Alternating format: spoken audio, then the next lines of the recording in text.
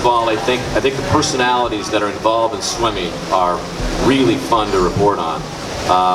Not that you get into a routine with other sports and they're robots or anything like that, but I don't think there's any other sport, there's no other sport that I've covered that has an more eclectic group of personalities and characters, I mean, across the board, diverse, all backgrounds, all sorts of people.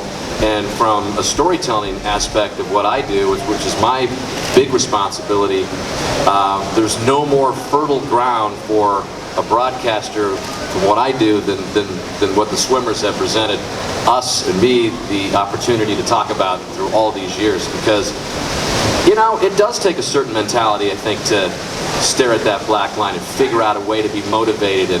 And like Rowdy said, he wasn't a practice, swimmer, but at the same time, he wanted to be the best he possibly could. And there's no other way than to get in that pool and rack up the meters. So I got a great respect for what they do, and I think the closer I've been able to cover it, the more I talk to Rowdy and all the experts in the field, it's a pretty exceptional sport. But I just love the personalities and the characters. I mean, Gary Hall Jr. from years ago, to what even Michael Phelps has gone through and his incredible saga and story that's unfolding is really been a pleasure to talk about, introduce America to at the Olympics and Trials, and so that's been the most fun for me is the personalities that we're going to introduce more of the same this week. Two things jump out to my mind.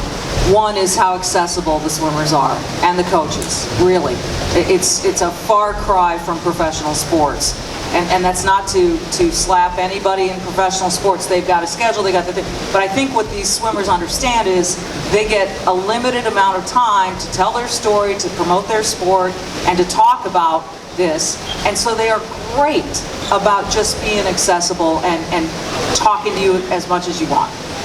The second thing, I think that most people, you watch a race and you watch the excitement at the end and they're tired.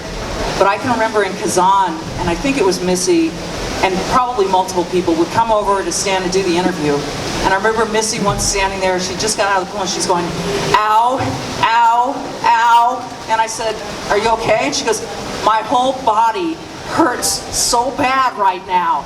And I had taken that for granted, what they put their entire head-to-toe body through from a musculoskeletal perspective to compete at that level. And I was suddenly like, wow, she's in pain. They're in pain when they're done. And that hadn't occurred to me before. And I think that's something that people should, hopefully will get people to appreciate more. For Childs and